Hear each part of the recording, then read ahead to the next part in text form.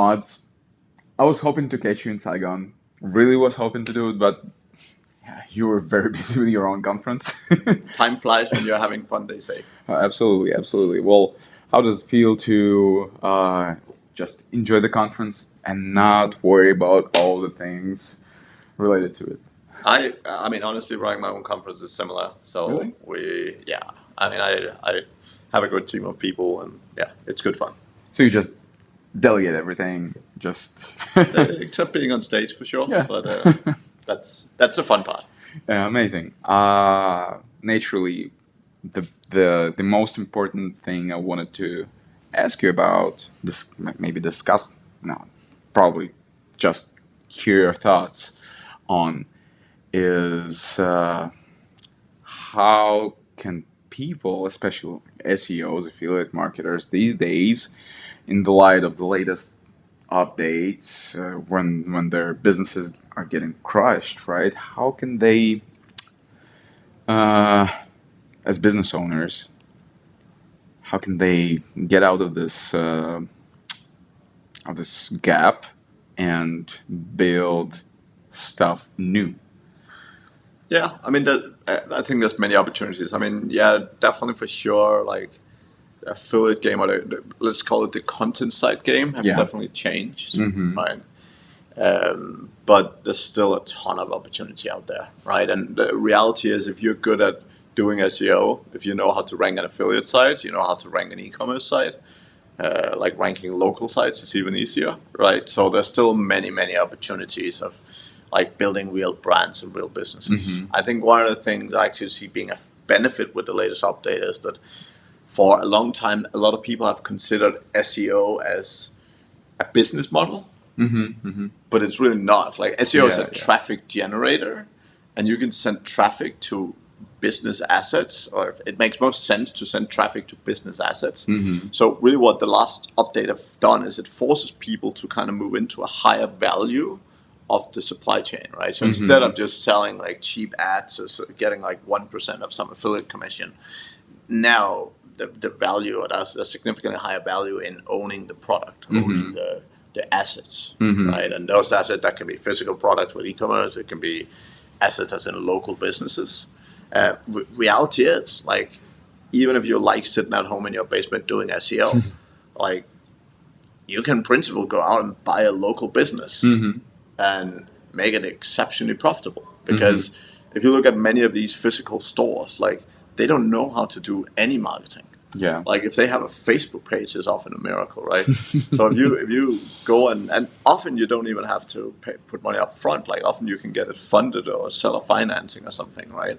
But you can literally go and find a physical business, acquire it, or get at least a part ownership of it, and just use your SEO knowledge and your internet marketing knowledge to just blow it up, right? So I see there's so many opportunities, and generally I believe that what's happened is going to make SEOs better, right? And hopefully better business people. Because reality is there's been so many people sitting around with the knowledge to make 100 million making $2,000 a month. Yeah. Like so many SEOs don't make much money because they don't have the business skills. Yeah. They have more than the SEO skills, but they don't have the business skills.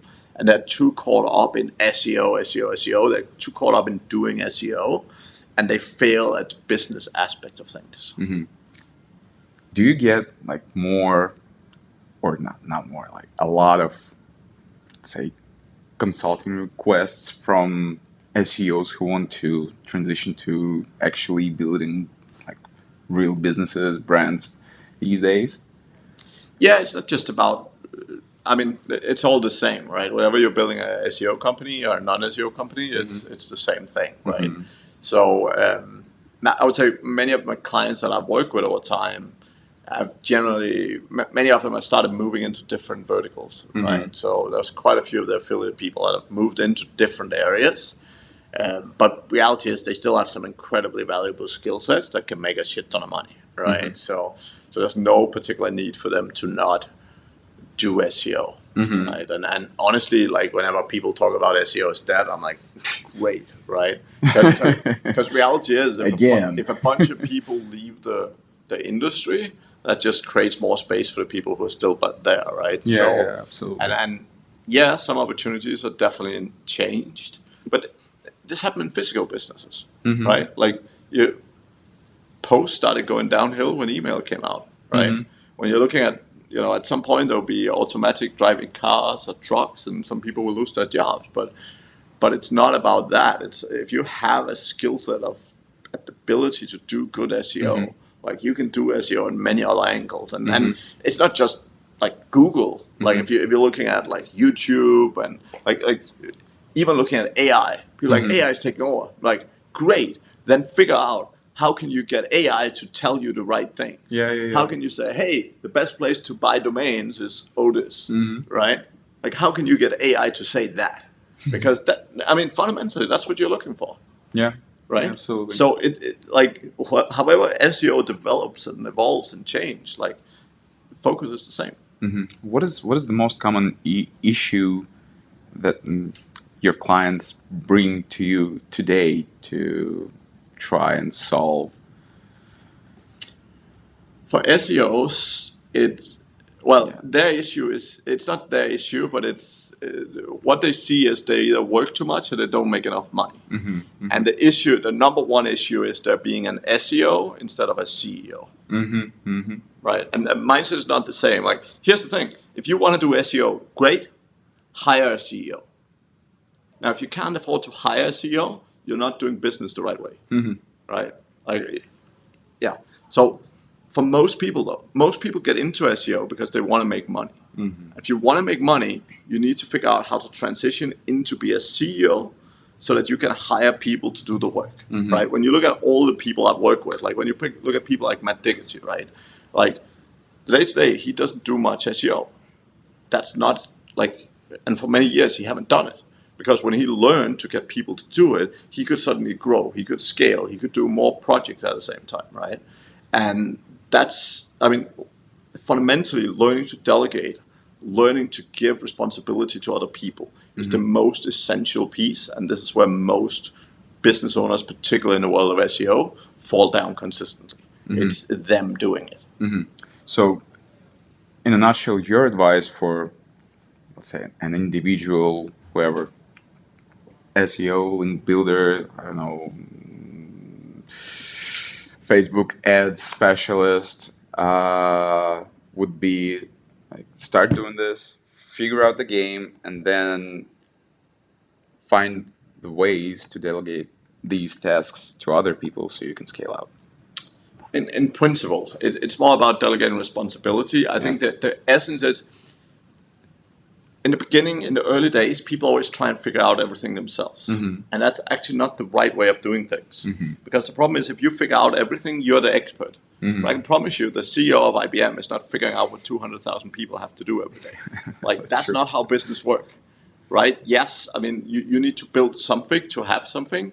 Like, obviously, you normally can't afford to hire people if you're not making any money. So you need to make some money. But as soon as you do that, growth comes from enabling other people to figure things out so that you don't have to, right? I can sit down and learn how to do email marketing, or I can hire someone to do it.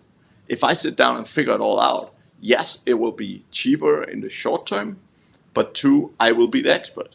And I will spend my time doing email marketing instead of running a business. And this is the reason why most people grow their businesses so slowly. It's the reason why most people with incredible skills, and for most people, if you're sitting around and you're saying, there's all these people who are less smart than me making way more money, it's because they're doing it in a different way, right? They're not doing it all themselves. They're delegating responsibility. They're hiring smart people to do things so that they don't have to do it all, and they can actually focus on running a business. Okay. Yeah. When it comes down to hiring someone, hiring experts for all the different things, delegating responsibilities, how would you spot the right person for a particular task? Is it just the skill set? Is it the attitude? Is it a mix of both? Is it the way they take on the responsibility and just focus on it, or is it the way they their creativity, creative attitude? Like, what is your sweet tooth, let's say? Right. So I think there's a lot of unpacking that question.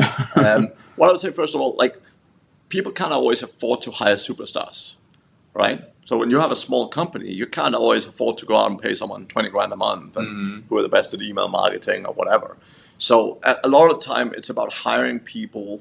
Yeah, definitely. I mean, mindset and attitude is everything, but it's about hiring people with the right mindset and attitude, and sometimes giving them ownership, giving them the responsibility to figure it out. Like what you have to think of is, like, let's say I have 10 marketing initiatives I want to do in my business. If I want to do it myself, I have to figure out one at a time. If I get other people to do it, I can give one thing to 10 different people, and I can grow 10 times as fast. Now, because reality is, if I give 10 things to 10 people, there might only be 4 of those things that work. And that's totally okay. Not everything's going to work. Not everything works for every business. And sometimes it's the people. But reality is, it enables you to do a lot more with a lot less of your time. The thing is, it's so easy to say, I will do that. But every single time you say, I will do that, every single time in a business, you are the bottleneck for something not happening. You're holding back the growth of your business, right? And that is a core reason why you're holding back making more money. Yeah. Makes sense. Yeah, so there's still hope for SEO and digital marketing despite all the